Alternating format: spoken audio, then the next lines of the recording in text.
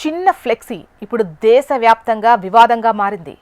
కాన్పూర్లో కొంతమంది ముస్లింలు ప్రదర్శించిన బ్యానర్తో దేశవ్యాప్తంగా నిరసనలు హోరెత్తుతున్నాయి. ఇంతకీ ఏంటా ఫ్లెక్సీ? అసలు ఏం జరిగింది?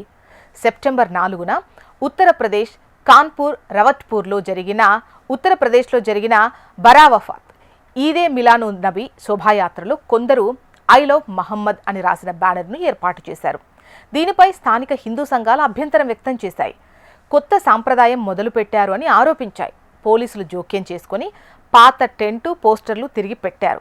బ్యానర్పై ప్రత్యేకంగా ఎఫ్ఐఆర్ లేకపోయినా పాత టెంట్ తొలగించి కొత్తది పెట్టడం వల్ల సామాజిక విభేదాలు రేపినట్టు ఒక 24 మందిపై కేసులు నమోదు చేశారు. ఇక కాన్పూర్ తర్వాత ఉన్నావ్లో యువకులు బ్యానర్లు పట్టుకుని ఊరేగింపులు నిర్వహించారు. కొన్ని చోట్ల రాళ్ల దాడులు జరిగాయి.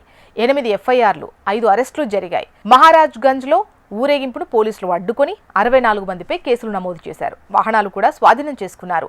కౌశాంబీలో కొంతమంది యువకులు తీవ్రవాద నినాదాలు చేసిన వీడియో వైరల్ కావడంతో ఉద్రిక్త పరిస్థితులు తలెత్తాయి. పోలీసులు డజన్ల కొద్దీ మందిని అదుపులోకి తీసుకున్నారు. లక్నోలో మహిళలు అసెంబ్లీ వద్ద శాంతియుత నిరసన చేపట్టి ఐ లవ్ మహమ్మద్ నినాదాలు చేశారు. సోషల్ యాక్టివిస్ట్ సుమయా రాణా ఇది రాజ్యాంగ హక్కు, కేసులు పెట్టడం తప్పు అంటున్నారు. ఇక హైదరాబాద్, నాగ్పూర్లలో కూడా ప్రదర్శనలు జరిగాయి. నాగ్పూర్లో కాంగ్రెస్ మైనారిటీ విభాగం నేతృత్వంలో మతపరమైన గుంపులు, రాజకీయ నేతలు ర్యాలీ చేశారు.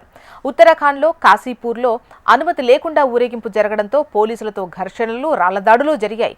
పలు వాహనాలు ధ్వంసమయ్యాయి కూడా. అయితే పోలీసుల తక్షణ చర్యతో పరిస్థితి అదుపులోకైతే వచ్చింది. ఇక సమాజ్వాదీ పార్టీ నాయకులు ఐ లవ్ రామ్ అయినా, ఐ లవ్ మహమ్మద్ అయినా చెప్పుకోవడం స్వేచ్ఛే అని అంటున్నారు. ఇక బీజేపీ చట్టం అతిక్రమిస్తే కఠిన చర్యలు తప్పవు అని హెచ్చరిస్తోంది. ఇక మత పెద్దల విషయానికి వద్దాం. జమాత్ రజా ఏ ముస్తఫా, వరల్డ్ సూఫీ ఫోరం హింసను ఖండించి సామరస్యాన్ని కాపాడాలని పిలుపునిచ్చాయి. ఇక ఓవైసీ ఐ లవ్ మహమ్మద్ అనడం నేరం కాదు, ఇది మత స్వేచ్ఛ అంటూ కాన్పూర్ పోలీసులను ట్యాగ్ చేస్తూ సోషల్ మీడియాలో పోస్ట్ పెట్టారు.